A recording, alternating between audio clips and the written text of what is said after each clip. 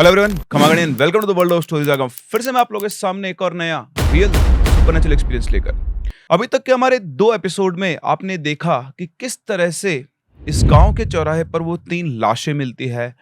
वो लाशों से कनेक्ट होता है मनोहर, मनोहर से ओझा और ओझा से रविराज और उसका परिवार।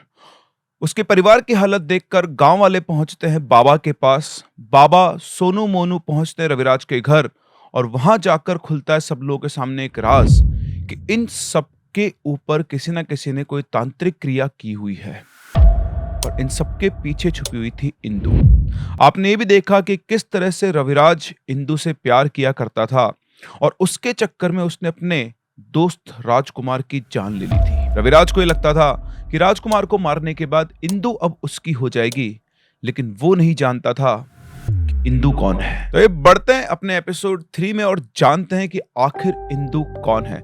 कहानी में आगे बढ़े उससे पहले अगर आपके पास भी कोई रियल सुपरनेचुरल एक्सपीरियंस है तो आप हमारे साथ हमारी इन दी गई आईडीज पर शेयर कर सकते हैं। और हाँ, ऐसी और इंटरेस्टिंग स्टोरीज अगर आप सुनना चाहते हैं, आपको स्टोरीज सुनाने के लिए हमें बहुत मेहनत करनी पड़ती है। आप समझते हैं ऐसी स्टोरीज ढूंढना, लोगों से कनेक्ट करना, उनसे बातचीत करना और फिर इस तरह की इंटरेस्टिंग स्टोरीज आपके लिए लेकर आना। तो इस मेहनत का एक छोटा सा रिवॉर्ड तो बनता है। चैनल को सब्सक्राइब जरूर करें और वीडियो को लाइक जरूर करें। आइए बढ़ते कहानी में आगे। तो जैसा मैंने आपको बताया, इंदु कौन है जानने के लिए पहले आपको भोला के बारे में जानना होगा, जो कि इंदु के पिताजी थे। तो जो भोला था वो अपनी जवानी के टाइम पर इन्हीं बाबा का चेला था जो अभी रविराज के परिवार से डील कर रहे थे। बाबा ने भोला को बहुत सारी तांत्रिक विद्याएं सिखाई थी और उसी के सहारे भोला ने कई सिद्धियां प्राप्त की थी। बाबा की शरण में रहकर भोला एक बहुत अच्छा तांत्रिक बन गया था, लेकिन भोला के माँ बाप इस बात से नाराज थे कि वो तंत्र विद्या सीख रहा है। उसके माँ बाप नहीं चाहते थे कि वो ऐसा कुछ भी करे और उसके माँ बाप ने उससे कहा कि बेटा तू ये सारे काम छोड़, ये सब काम तुझे नहीं करने हैं, तू अपनी शादी वगैरह कर और गृहस्थ जीवन बसा। तू हमारा इकलौता बेटा है, तू ही इस वंश को चलाएगा, तू कहाँ ये तंत्र मंत्र इन सब विद्याओं के पीछे पड़ गया है। भोला ने अपने माँ बाप को समझाया और कहा कि पिताजी पहले मुझे आप अपनी शिक्षा पूरी करने दीजिए, उसके बाद आप जो कहोगे मैं वैसा ही करूंगा। फिर इसके बाद अपनी सिद्धियां वगैरह पूरी करने के बाद भोला ने अपने तांत्रिक जीवन जो था वो त्याग दिया और अपने घर वालों के कहे अनुसार उसने अपने गृहस्थ जीवन का पालन किया। उसकी शादी हुई और उसका वैवाहिक जीवन शुरू हुआ। लेकिन वो कहते हैं ना कि आप अपने काम को नहीं चुनते, आपका काम आपको चुनता है। शादी के कुछ साल बाद जब भोला की बीवी पेट से थी और उसकी डिलीवरी का टाइम आया तो अपने बच्चे को जन्म देते हुए वो चल बसी। उसको एक बेटी हुई थी और वो जो बेटी थी वो भी बहुत कमजोर थी। आप जानते हैं पुराने जमाने में गांव में हॉस्पिटल नहीं होते थे, दाई माँ हुआ करती थी। दाई माँ ने उसका जन्म करवाया था और उस बच्ची की हालत देखकर उन्होंने भोला से कहा कि बेटा इस बच्ची का बचना बहुत मुश्किल है। ये बात सुनकर भोला बहुत दुखी हुआ। अभी तो उसकी आंखों के सामने उसकी बीवी की मौत हुई थी और अब जो बच्ची उसके जीवन में आई उसकी हालत ऐसी है कि वो भी जिंदा नहीं बच पाएगी। भोला को अपने भाग्य का यह फैसला स्वीकार नहीं था। भोला जानता था कि उसके पास किस तरह की शक्तियां और सिद्धियां हैं और अब उसकी कोई सहायता कर सकता है तो उसके गुरु बाबा। वो बाबा जी के पास पहुंचा और जाकर उनसे बोला, बाबा जी अब आप ही मेरी सहायता कर सकते हैं। उसने पूरी बात बाबा जी को बताई।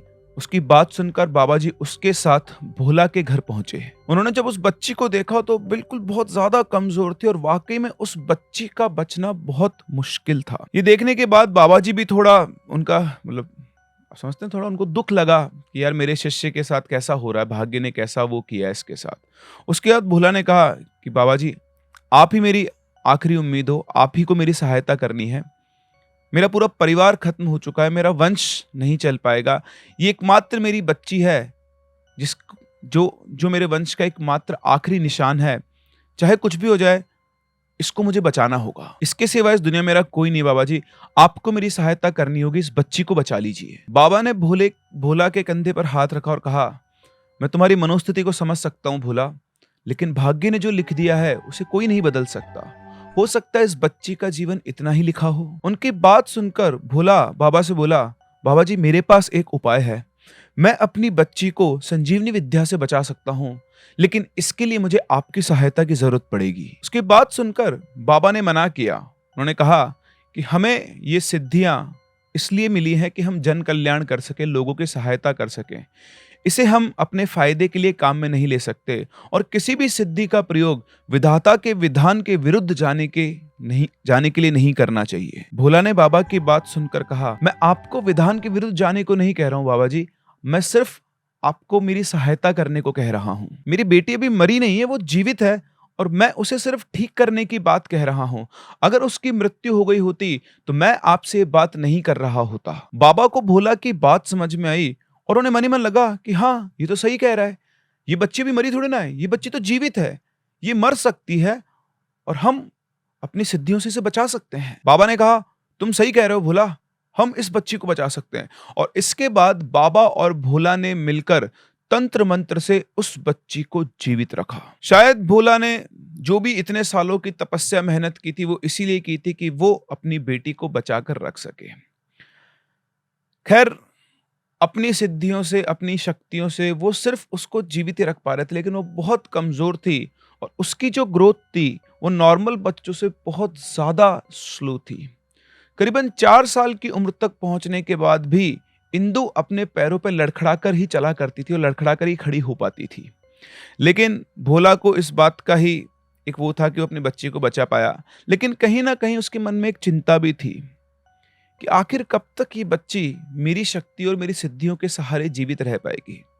जिस दिन मेरी मृत्यु हो गई उस दिन ये बच्ची भी शायद बच नहीं पाएगी। और इसी वजह से जब इंदु 6 साल की हुई, उसने अपनी बेटी का नाम इंदु रखा था, जब इंदु 6 साल की हुई तो भोला ने डिसाइड किया कि वो अपनी बेटी को भी अपनी विद्या सिखाएगा, जिससे वो अपना ध्यान रख पाए और वो इस संसार में जीवित रहे। खैर, धीरे धीरे भोला ने अपनी बेटी को चीजें सिखाना शुरू की। इंदु चाहे शरीर से कमजोर थी, लेकिन वो दिमाग से बहुत होशियार थी। अपने पिता से सीखते सीखते 15 साल की उम्र आते आते इंदु ने कई सिद्धियां प्राप्त कर ली थी और वो अब एक कुशल तांत्रिका बन गई थी। सिर्फ इतना ही नहीं, चेला गुरु से आगे निकल चुका था।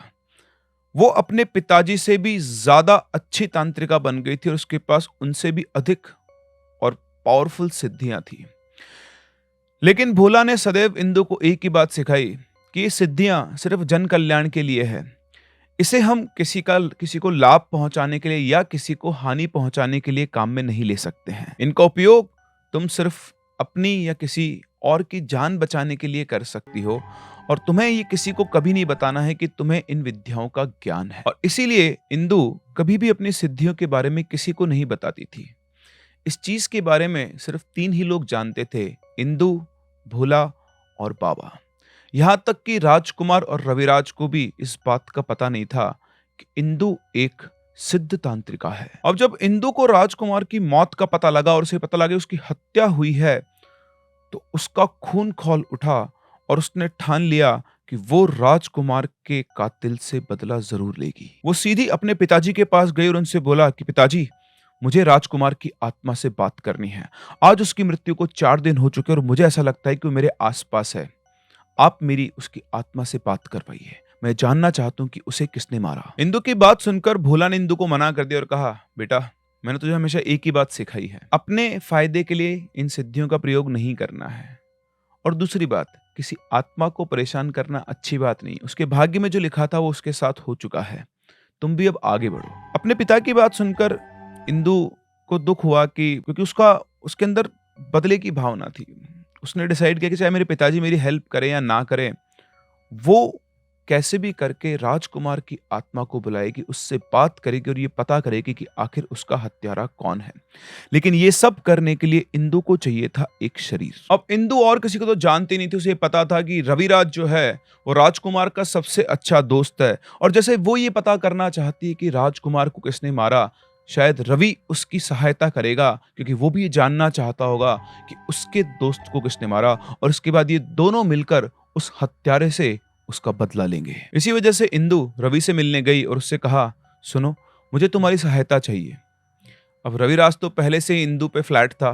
उससे तो बोलते उसने बोला, बताओ मैं तुम्हारे लिए क्या कर सकता हूं। इंदु ने रवि से कहा, मैं पता लगा सकती हूँ कि राजकुमार को किसने मारा है। उसकी बात सुनकर रवि एकदम से झेप गया। क्या? लेकिन कैसे पता कर सकती हो? उसने अपने एक्सप्रेशंस को छुपाते हुए इंदु से सवाल किया। इंदु बोली कि अगर तुम मेरा साथ दो तो मैं राजकुमार की आत्मा को तुम्हारे शरीर में बुला सकती हूँ और फिर उससे बात करके मैं ये पता कर सकती हूँ कि उसकी हत्या किसने की। रवि उसकी बात सुनकर डर गया और उसने इंदु से कहा, कैसी बातें कर रही हो तुम, ऐसे थोड़ी होता है, और तुम उसकी आत्मा को मेरे शरीर में कैसे बुला सकती हो? नहीं नहीं नहीं नहीं, मैं ये सब नहीं करूंगा। ये तो आपको ही पता है कि रवि के मना करने का कारण क्या है, लेकिन इंदु इस कारण को नहीं जानती थी और इंदु के पास रवि के अलावा कोई और चारा नहीं था। जब रवि ने मना कर दिया तो इंदु ने अपनी शक्ति का प्रयोग किया और सम्मोहन के द्वारा रवि को अपने कंट्रोल में कर लिया। इंदु के द्वारा हिप्नोटाइज होने के बाद इंदु ने अपनी प्रक्रिया चालू की और उसने अपनी विद्या के द्वारा आह्वान करके राजकुमार को रवि के शरीर में बुलाया। जैसे ही राजकुमार रवि के शरीर में आया, राजकुमार ने सारी बात इंदु को बताई। ये बात सुनते ही इंदु का गुस्सा सातवें आसमान पर था, उसका खून खौल चुका था और वो रवि को उसी समय पर मार देना चाहती थी, लेकिन राजकुमार ने इंदु को रोक दिया और कहा, नहीं, इसे इतनी आसान मौत नहीं मिलनी चाहिए। इसके इस षड्यंत्र में इसका पूरा परिवार शामिल था। इसके पूरे परिवार को पता था कि वो क्या करने जा रहा है। इसको इतनी आसान मौत नहीं मिलेगी। मैं इससे और इसके पूरे परिवार से बदला लूंगा। राजकुमार की ये बात सुनकर इंदु को जो था वो गुस्सा वो और ज्यादा हो गया कि पूरा का पूरा परिवार इसमें शामिल था।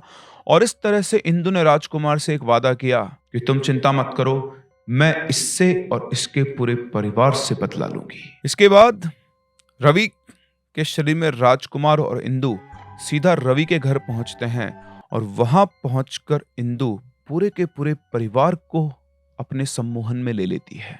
वो सब अब इंदु की कठपुतलियां बन चुके थे, क्योंकि इंदु अपने हाथों से इन सब से राजकुमार की मौत का बदला लेना चाहती थी। इंदु ने उस घर में शुरू की डाकिनी साधना, एक ऐसी साधना जिससे इंदु और ज्यादा शक्तिशाली हो जाती। उसके पास पहले से कम सिद्धियां नहीं थी, लेकिन ये एक आप बोल सकते हैं कि ऋणात्मक ऊर्जा थी, जिसका जो नेचर होता है वो बहुत नेगेटिव और पावरफुल होता है। और एक बार कोई इसको सिद्ध कर ले तो उसका मानस भी नेगेटिव हो जाता है। और यहां से शुरू हुई इंदु की एक तांत्रिका से एक डायन बनने की कहानी। चिंता ना करें, आज ही खत्म करेंगे इसको, आगे वाले पार्ट में लेकर नहीं जाएंगे। तो जैसे उसने उसके पूरे परिवार को सम्मोहित कर लिया था, अब लोगों को रविराज के घर में एक नई लड़की दिखना शुरू हुई।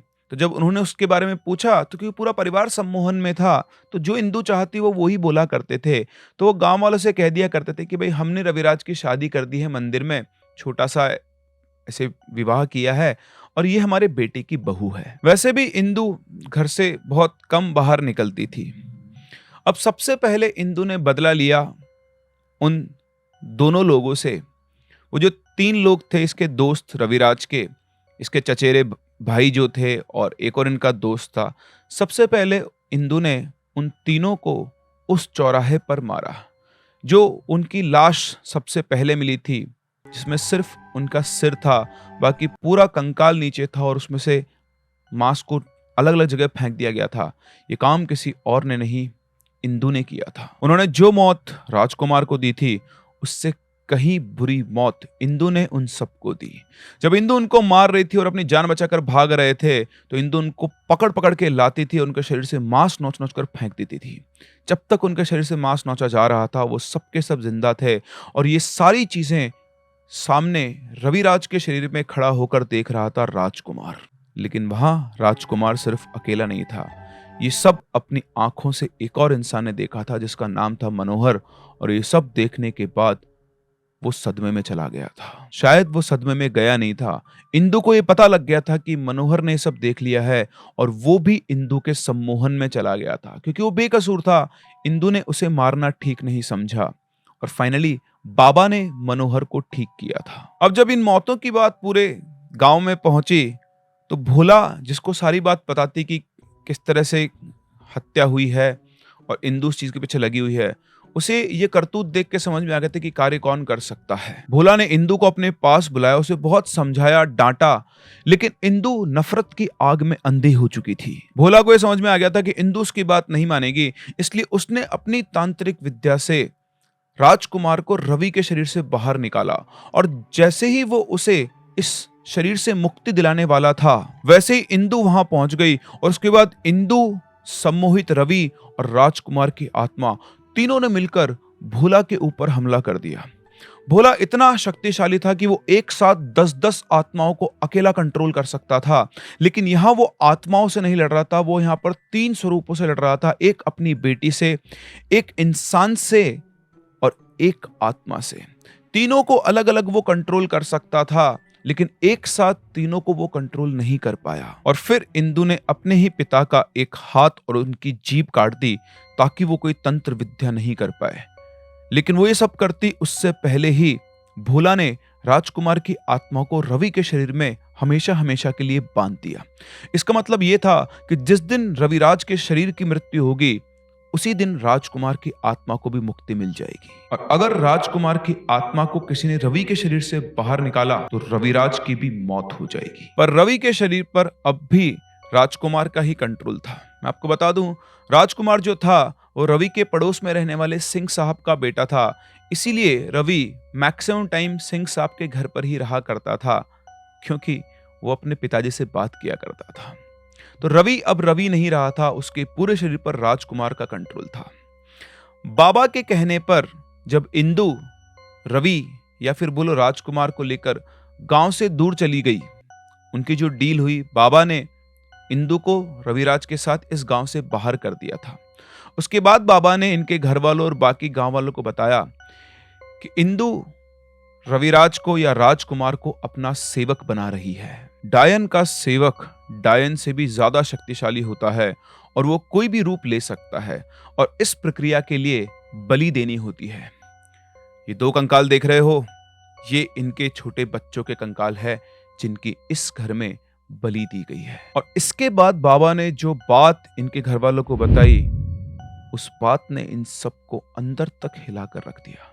बाबा ने कहा, ये जो 2 बच्चों की बलि दी गई है, इतने दिन से तुम इन्हीं को खा रहे हो।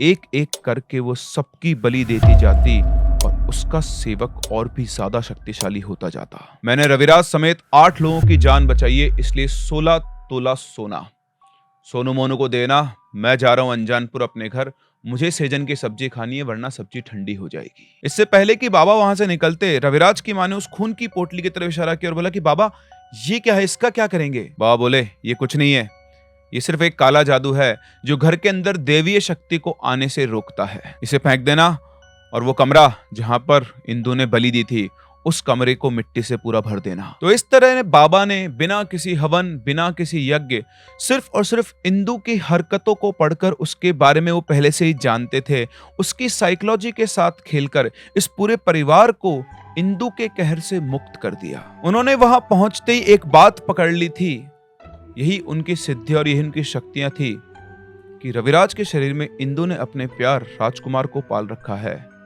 और वो उससे इतना प्रेम करती है कि वो किसी भी हालत में उसे कोई नुकसान पहुंचाने नहीं देगी। इसीलिए बाबा ने सबसे पहले रवि को पकड़ा और उसके सहारे इस पूरे परिवार को इस बला से मुक्त करवाया।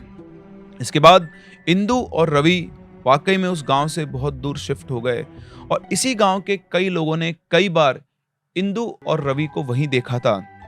इवन गांव के कई लोग तो उनसे बातचीत भी किया करते थे। और इधर इंदु राजकुमार से इतना प्यार करती थी कि उसने उसको उस इंसान के शरीर में जिंदा रखा जिसने राजकुमार की हत्या की थी और जिससे उसे सबसे ज्यादा नफरत थी।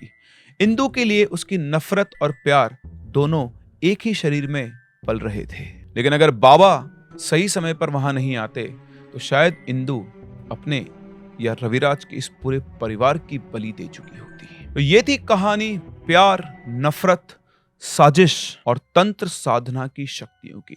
किस तरह से यहाँ पर एक लड़की ने नफरत की आग में, बदले की आग में पलकर एक पूरे परिवार को जकड़ लिया और किस तरह से उन्हीं को वो शक्तियां सिखाने वाले बाबा ने ये साबित किया कि गुरु सिखाता सब कुछ है, लेकिन जब चेला गलत रास्ते पर उतर आए तो गुरु उसे किसी भी समय पर हरा सकता है। आई होप आप लोगों को ये कहानी पसंद आई होगी। हम लोग मिलते हैं ऐसे ही अगली कहानी में, तब तक के लिए keep loving and keep listening.